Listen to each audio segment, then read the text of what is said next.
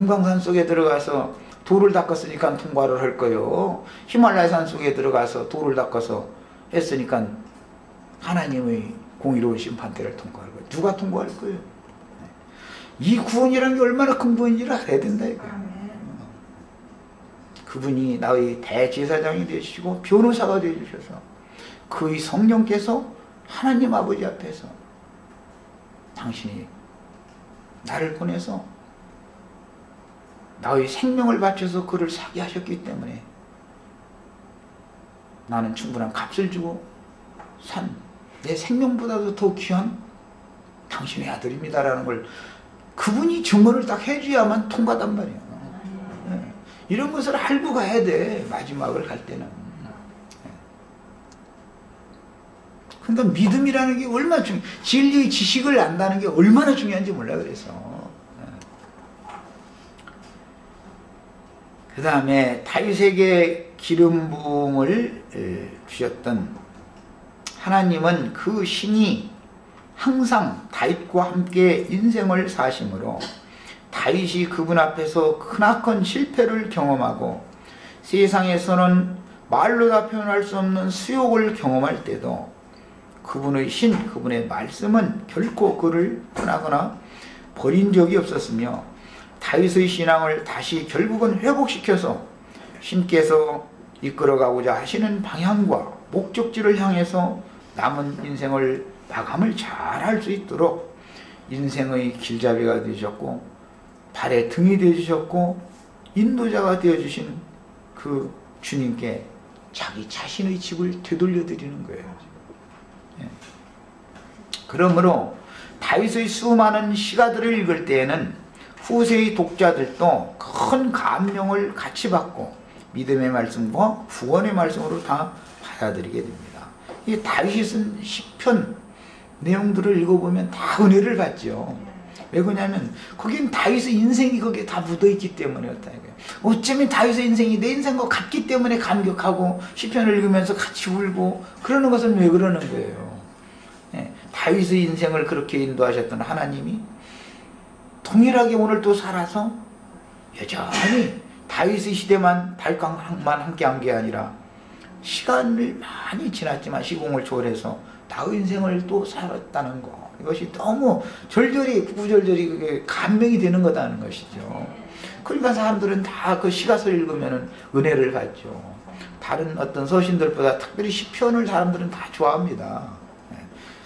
그 다음에 항상 살아있는 산 인격이신 신의 말씀 속에 살아계신 신성한 성품과 산 인격이신 여호와께서는 오늘을 살고 있는 나에게도 여전히 그분의 기름 부음을 통해서 내가 혹시 교만해져서 실족했을 때나 또 어떤 난관에 부딪혀서 큰 근심과 낙심 중에 있을 때에도 여전히 함께 계셔서 나를 세워주시며 위로해 주시고 다시는 동일한 잘못을 저지르지 못하도록 끊임없이 밝은 빛의 말씀을 공급하셨던 사실로 인하여 주님은 어제나 오늘이나 변함이 없고 동일하신 살아계신 하나님이심을 인정할 수밖에 없으며, 살아계신 하나님이라는 말은 그분의 말씀이 내 속에서 살아서 운동력을 가지고 운행한다라는 것을 인정하는 것이 믿음이다. 그 다음에 다윗의 유언시인 본문 말씀에는 최고 수준의 신앙 인격을 이루어 놓으신 다윗의 하나님이 어떤 분인지를 보여주며, 오늘 내가 섬기는 하나님은 그 당시 다윗의 하나님과 동일한 하나님이심을 믿음으로 취할 수 있도록 해주는 능력을 이런 시가를 읽는 독자들의 심령과 마음에 공급해서 생명을 주고 있습니다. 하나님의 형상이신 그리스도의 형상을 기름 부음 받은 모든 그리스도의 사람들 속에 이루시는 하나님의 구원이 무엇인지를 보여주고 있는데, 이런 관점으로 신약 성경을 읽을 때도 사도들의 유언서인 디모데 전후서나 디도서나 베드로 전후서나 요한서신들과 계시록을 읽을 때 하나님은 이런 사람들을 만들어서 결국은 당신의 목적을 위하여 쓰시다가 그분의 품에 데려가신다라는 것을 알 수가 있습니다. 우리도 다 이와 같이 되기를 바라야 되는 것이죠. 이것이 다윗의 소망입니다. 이제 다윗이 5절 하반부에 나의 모든 소원을 어찌 이루지 아니하시랴. 이게 무슨 다윗의 소망이라는 건 세상에서 부자 되고 잘 먹고 잘 살고 죽음 천당 가고 그런 소망이 아닙니다. 그거는 개 같은 소망이죠. 개 꿈꾸는 거죠. 그거는. 네. 흔히 세상에서 말하는 예수를 믿고 구원을 얻는다는 말은 사실 다윗의 유언시인 사무엘하 22장이나 23장의 첫 단락 말씀을 시가로 남긴 사람과 같이 새 영과 새 마음으로 새로 창조하신 다음에 그 속에 그리스도의 신을, 그분의 살아있는 인격을, 신의 성품을 불어넣어서 신의 형상이신 그리스도의 형상을 그 속에 이루어 놓으시고 만들어가는 과정을 일러서 성경에서는 구원이다 이렇게 말한다는 거.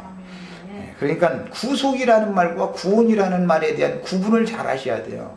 구속이라는 것은 지난 죄들을 사면했다라는 뜻인 것이고, 구원을 이룬다라는 말은 오늘 지금 우리가 나누고 있는 다윗과 같은 사람으로 만들어 놓는다 그 말이에요. 예. 이 성경의 용어들을 잘 구분할 줄 아셔야 됩니다. 누구에게 나가서 구원받으시고 어떤 얘기를 하면 나처럼 역으로 당신 말하는 구원이라는 게 뭐냐고 이렇게 질문하면 답변할 것을 제가 가지고 있어야 되잖아요. 네. 복음을 믿어 예수를 주와 그리스도로 영접한 사람들에게는 그분의 말씀, 영과 생명이 이제 그 말씀의 본질인데, 영과 생명의 말씀으로 새 영과 새 마음을 지어주시고 그릇을 새로 지으시는 거예요.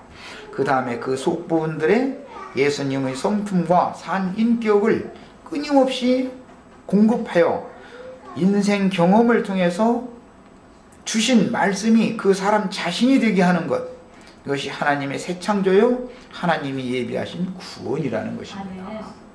오늘날 세속 교계의 구원과는 너무도 막연하고 잡히는 것이 없는 공허하고 허공했던 이론에 불과한 것을 알 수가 있는데, 아브라함과 그 믿음의 자취를 쫓아간 선진들과 예수님의 인생으로 본을 보이셨고, 신약시대에 앞서가신 모든 증인들의 인생과 그들의 믿음의 결말은 하나님이 베푸신 구원이 무엇을 의미하는지를 정확히 보여주고 있습니다. 이제부터 세부적으로 다윗의 유언을 살펴보겠습니다. 자, 시작 말씀의 이는 다윗의 마지막 말이라 합니다. 이미 소원을 나눌 때 마지막 말이라는 것은 유언이라고 그러죠. 유증이라고 합니다.